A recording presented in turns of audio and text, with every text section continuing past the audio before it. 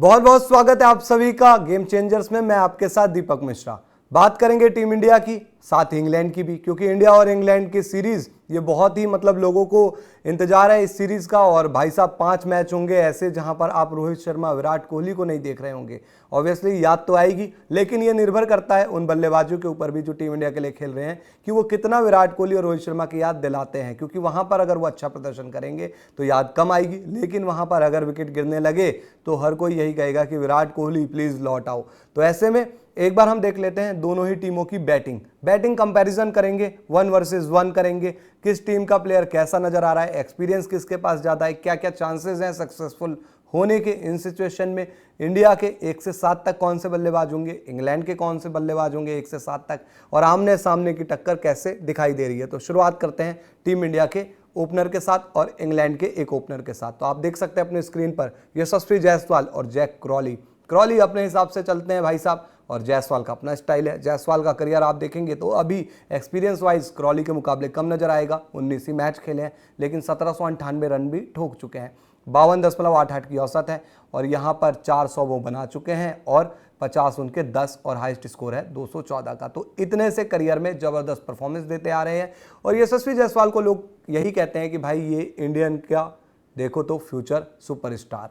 और यशस्वी जायसवाल वो खिलाड़ी जिससे आप एक्सपेक्टेशन बहुत ज़्यादा रखेंगे। जैक क्रॉली पर आते हैं। अगर आप एक्सपीरियंस की बात करें तो कहेंगे कि यार एक्सपीरियंस इसका जो है यशस्वी के मुकाबले 3 गुना है।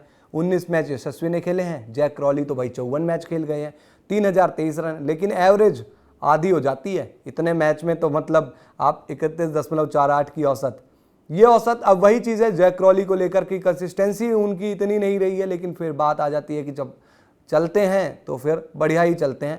1650 है उनके, 500 है, 267 हाईएस्ट स्कोर। और वही बात आ जाती है जैक क्रॉली जो बड़े रन बनाते हैं तो बड़ी तेजी से रन बनाते हैं, और अपना एक इनका स्टाइल है। और जो बेसबॉल क्रिकेट आती है ना, वहाँ पर बेसबॉल क्रिकेट वो एक अलग तरीके की है भाई इंग्लैंड की, और उसको आगे बढ़ाते हैं ये और बेन डकेट। अब बेन डकेट की भी आगे बात करेंगे। जैक क्रॉली और यशस्वी जायसवाल को हम देख चुके हैं, लेकिन साथ ही आप केएल राहुल को भी देखेंगे। एक बार अगले हम अगर ग्राफिक्स पर जाएं, आप वहां देख सकते हैं KL Rahul versus Ben Duckett का वहां पर परफॉर्मेंस। केएल राहुल की परफॉर्मेंस की बात करें तो 58 मैचेस उन्होंने अभी तक खेले हैं टीम इंडिया के लिए टेस्ट क्रिकेट में, 3257 रन, 33.58 का एवरेज। अब एवरेज जो है वो केएल राहुल की कहानी सारी यहाँ आपको बयां कर देंगे, क्योंकि यार केएल राहुल का वही है ना कि भाई इस जगह पर आकर आपसे चाहिए था एवरेज 45 प्लस चाहिए था, 50 के आसपास चाहिए था, लेकिन केएल राहुल से वो चीज़ हुई नहीं। लगातार रन नहीं बना पा रहे थे। 1750 है इनके, 800 हैं, 199 बेस्ट परफॉर्मेंस याद आएगा आपको वो इंग्लैंड के खिलाफ ही चेन्नई टेस्ट में। अब कुल मिलाकर यही कहा जा सकता है कि केएल राहुल को कि ये दौरा है आपके लिए डू एंड डाई वाला। यहाँ पर अगर आप करते हो कुछ बड़ा तो भाई आपका करियर भी आगे बढ़ा ही होगा। अदरवाइज अगर ये दौरा नहीं कर पाए तो फंस सकते हो टेस्ट क्रिकेट में। बेन डकेट के ऊपर आए तो 33 मैच, 2410 रन, 41.55 की एवरेज है इनकी, 1350, 500, 182 इनका बेस्ट स्कोर है। तो भाई बेन डकेट साहब ऐसे हैं कि ये बनाते हैं रन, और इंडिया के अगेंस्ट भी खूब रन बनाए इन्होंने। याद होगा आपको जब ये इंडिया आए थे वहाँ पर इन्होंने अच्छे रन बनाए थे। बड़े से बड़े बल्लेबाज स्ट्रगल कर जाते हैं इंडिया में आकर, इन्होंने रन बनाए थे। तो बेन डकेट से बचकर रहना होगा, क्योंकि ये और क्रॉली जिस पेस पे रन बनाते हैं ना, बनाते गए तो 1-2 सेशन में मैच आपसे छीन ले जाएंगे।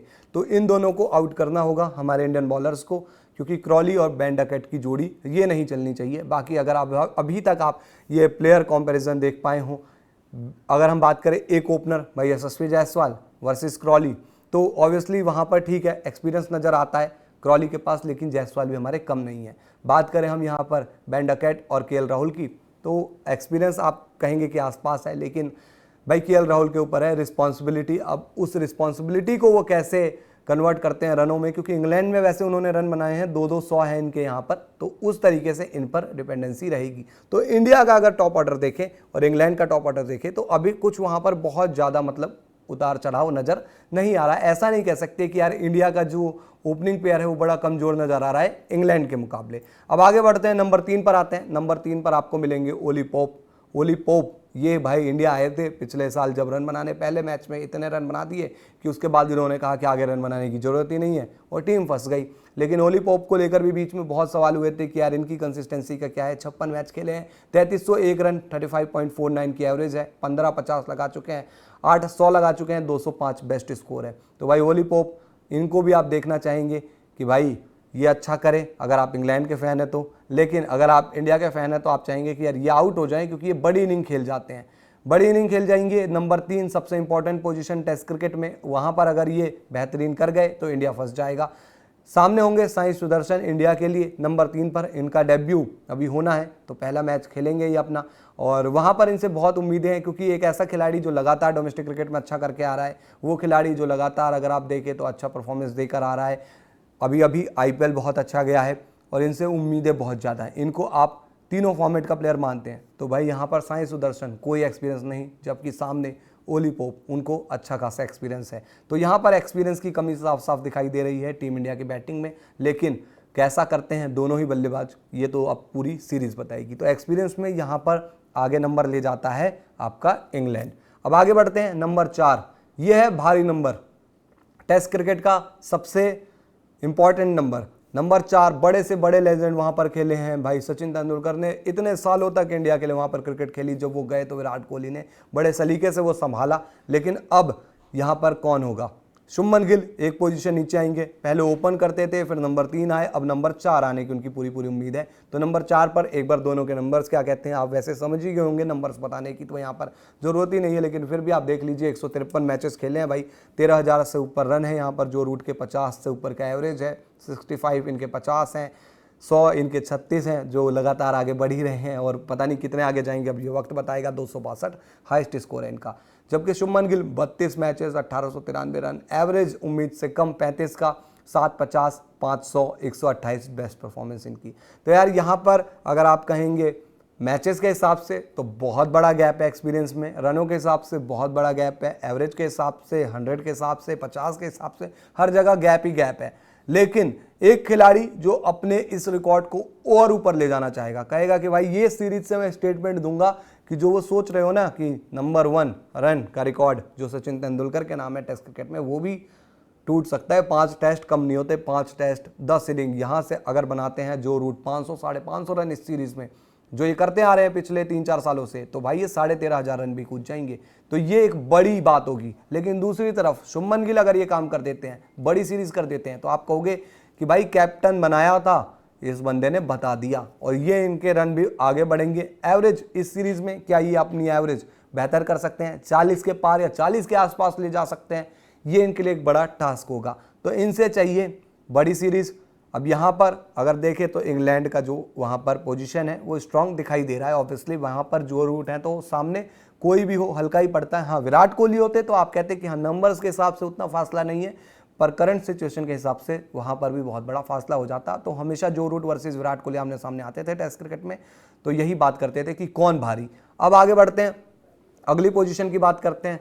अब टीम इंडिया के लिए भाई करुण नायर, ये खिलाड़ी खेल सकता है नंबर 5। अब नंबर 5 इंग्लैंड का ऐसा भी हो सकता है कि हैरी ब्रूक भी आएंगे, मे बी बेन स्टोक्स वहाँ पर आपको 6 पे दिखाई दे देंगे। लेकिन हम इनका कंपैरिजन बनाते हैं करुण नायर के साथ में, क्योंकि हमने सोचा है Harry Brook versus Rishabh Pant करेंगे, 2 यंग खिलाड़ी और भाई फ्यूचर के स्टार बन सकते हैं दोनों ही, तो उस पर बात करेंगे। तो अभी करुण नायर के बारे में बात करते हैं। एक लड़का 6 मैचेस खेलता है, 374 रन बनाता है, 62.33 का इनका औसत है, 62.33 एवरेज और 150 100। जिसमें एक चीज़ आप नोट कीजिए, आपको याद होगा वो साल 300 रन बनाए थे इन्होंने। सहवाग ने भी कहा था कि यार चलो कोई तो आया मुझे ज्वाइन करने वाला इंडियन क्रिकेट में जो 300 बनाए, लेकिन उसके बाद खो से गए, 8-9 साल गायब रहे। लेकिन फिर इन्होंने डोमेस्टिक क्रिकेट में ऐसी तबाही मचाई, टीम इंडिया में आ गए और अब सरफराज को पीछे खींचकर आगे पहुंच गए हैं वहां पर डेब्यू करने के लिए, माफ़ कीजिएगा वहां पर खेलने के लिए। और भाई एक चीज़ की बात करें तो 200 रन जो इन्होंने बना दिए थे ना पहले प्रैक्टिस मैच में, इनकी जगह वहां पर पक्की कर गए। बेन स्टोक्स की बात करें तो 111 मैचेस, 6,728 रन, 35.41 की एवरेज, 35-50, 1300 इनके और 258 इनका बेस्ट स्कोर है। तो भाई बेन स्टोक्स के पास एक्सपीरियंस बहुत ज़्यादा है, 105 मैच ज़्यादा खेले हैं वो करुण नायर से। तो एक्सपीरियंस यहाँ भी इंग्लैंड के पास भर भर कर है। और बेन स्टोक्स आप इनको मानते हैं यार मॉडर्न डे ग्रेट में, आप इनको शामिल करते हैं? ऐसी ऐसी इनिंग खेल चुके हैं ये टेस्ट क्रिकेट में, मतलब आप कहोगे यार मिरेकल, और आप जाकर देख लीजिए। लेकिन बात वही आ जाती है कि इनका परफॉर्मेंस हाल फिलहाल उस तरीके से आप ये लेवल पर बात कर सकते हो कि यार इंडिया आए थे, आई थिंक मुझे याद आता है कि इनके 71 रन थे एक इनिंग में, उसके अलावा कुछ खास था नहीं। तो भाई जब आप इतने बड़े खिलाड़ी हो तो आप रन बनाइए ना जाकर, आप अलग अलग जगह, अलग अलग पोजीशन पर, अलग अलग जगह पर, अलग अलग सिचुएशन में रन बना दीजिए, बड़े रन बनाइए, टीम को जिताइए। वो चीज़ हुई नहीं, पर फिर भी डर तो भाई बेन स्टोक्स से बहुत लगेगा, क्योंकि बेन स्टोक्स खिलाड़ी ऐसा है। तो यहाँ पर भी इंग्लैंड आगे नजर आता है। अब अभी तक हम देखें तो हम 5 पोजीशन की बात कर चुके हैं और इंग्लैंड की बैटिंग इंडिया के कंपेरिजन में मजबूत नजर आ रही है। ओपनिंग अगर हम अलग कर दें तो नंबर 3, नंबर 4, नंबर 5 ये ऐसे पोजीशन है जहां पर इंग्लैंड के पास एक्सपीरियंस है अच्छा खासा, और ऐसे खिलाड़ी हैं जो टेस्ट क्रिकेट अच्छा खासा खेल चुके हैं, और उनको आप देखते हैं एक मतलब ऐसे प्लेयर के रूप में जो मैच पलट सकते हैं, आपको मैच हरा सकते हैं। अब आते हैं अगले पोजीशन के ऊपर, नंबर 6 यहाँ पर ऋषभ पंत। थोड़ा सा इंडिया के लिहाज से यहाँ पर आपको लगेगा कि यार चलो सही है, शांति मिलेगी, क्योंकि ऋषभ पंत एक ऐसा खिलाड़ी इस समय टेस्ट क्रिकेट में यार बड़ा ही रोल है इनका, ज़बरदस्त ये विकेट कीपर बैटर। इंग्लैंड की बात करें यहाँ पर जाकर ये 200 लगा चुके हैं और ज़बरदस्त परफॉर्मर है। 43 मैच 2948 रन, 42 से ऊपर की इनकी एवरेज है, 15-50, 600 बेस्ट स्कोर है इनका 159। तो भाई ऋषभ पंत यहाँ पर इंडिया को मजबूती देते हैं नंबर 6 पर। टेस्ट क्रिकेट में आप इनसे अलग उम्मीद रखते हो। हैरी ब्रूक की बात करें 25 मैच 2339 रन, 58.47 की एवरेज, 11-50, 800, 317 बेस्ट स्कोर इनका जो अभी अभी इन्होंने लगाया था। भाई अभी हमने देखा कि एक 300 मार के आए थे पाकिस्तान में। तो ये खिलाड़ी भी भाई यंग है और सामने भी एक यंग प्लेयर है, फ्यूचर है ये इंटरनेशनल क्रिकेट के, कह सकते हैं। इंडिया और इंग्लैंड की तो बात है ही, लेकिन यहाँ पर टक्कर होगी, हैरी ब्रूक के ऊपर भी रिस्पॉन्सिबिलिटी होगी बहुत बड़ी। तो हैरी ब्रूक ऐसे खिलाड़ी हैं भाई, वो चाहेंगे कि इस सीरीज़ को बड़ा बनाया जाए, और same goes with Rishabh Pant. तो यहाँ पर क्या होता है ये वक्त बताएगा, लेकिन ये थोड़ा सा भी बैलेंस मान सकते हैं यहाँ पर मामला। तो इंडिया अगर 3, 4, 5 पर इंग्लैंड से बैटिंग में थोड़ा सा पीछे जा रहा है, तो ये पोजीशन 6 नंबर पर आप यहाँ कहेंगे कि चलो यार ऋषभ पंत है हमारे पास। अब आगे बढ़ते हैं, एक 7वां पोजीशन देख लेते हैं भाई। 7वें पोजीशन पर आपको मिलेंगे इंग्लैंड के wicket keeper Jamie Smith. 10 match 641 run, 42.73 की एवरेज, 4 इनके 50 हैं, 100 है, 111, 111 आप देख सकते हैं बेस्ट स्कोर। जेमी स्मिथ बहुत ज़्यादा पोटेंशियल है इस खिलाड़ी के पास। लास्ट ईयर हमने देखा कि ये क्या कर सकता है, और भाई इनके लिए भी आप यहाँ से टेस्ट क्रिकेट की शुरुआत होती है।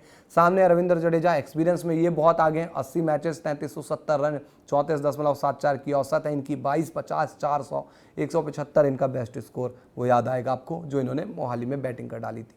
लेकिन बात यही आ जाती है कि रविंद्र जडेजा जिस जगह पर खड़े हैं भाई, इनके लिए ये है कि अब ये सीरीज़ बहुत अच्छी गई तो टेस्ट क्रिकेट में मजबूती आएगी, अदरवाइज इन पर भी सवाल उठने लग जाएंगे।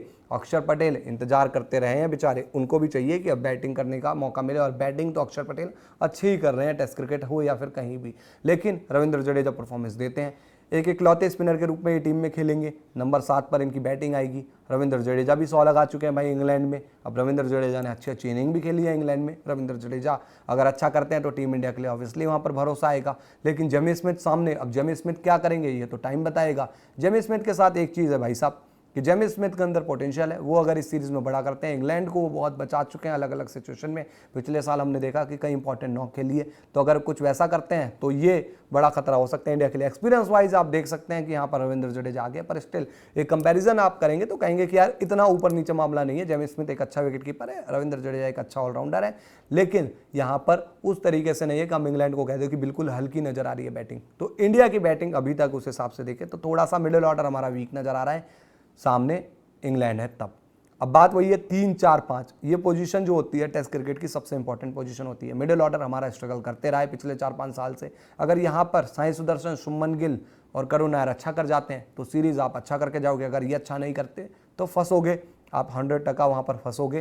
तो ये चीज़ देखनी होगी। बाकी जो रूट ओली पोप और बेन स्टोक्स ये क्या करते हैं ये भी देखने वाली बात होगी। तो आप बताइए आपके हिसाब से बैटिंग कंपेरिजन 1 वर्सेस 1, 7 इधर के 7 उधर के, कौन सी टीम आपको बढ़िया नजर आ रही है? नाइवर्स पर आप लोग जुड़िए, क्योंकि आपको पता है कि वहाँ पर आप जो कमेंट देते हैं हम यहाँ पर डिस्कशन भी करते हैं, कम्युनिटी के साथ जुड़ते हैं। आपके आसपास लोकल कोई इवेंट हो रहा हो, आप अपनी लोकल कम्युनिटी बना सकते हैं अपने आसपास के इलाके में। डिस्क्रिप्शन में लिंक है, वहाँ से डाउनलोड कर लीजिए। फेसबुक पर फॉलो करना है आपको, फेसबुक पर आप लोगों को हमें लाइक करना है। फेसबुक डिस्क्रिप्शन में लिंक है, वहाँ से आप वहाँ पर जाइए, आप हमें डाउनलोड कर लीजिए। अगर फेसबुक आप यूज़ करते हैं तो बहुत अच्छी चीज़ है, आप पेज पर जाइए, शेयर भी कीजिए वीडियो को। बाकी आप टेलीग्राम हो गया, व्हाट्सएप हो गया, इवन इंस्टाग्राम हो गया। अब वहाँ पर भी जाइए, हमें फॉलो कीजिए, अलग अलग तरीके के कंटेंट वहाँ पर आएंगे आप लोगों के लिए, कुछ स्पेशल चीज़ें आएगी। और आप प्लीज़ चैनल को सब्सक्राइब कीजिए, नोटिफिकेशन की घंटी जरूर दबाइए। Thank you.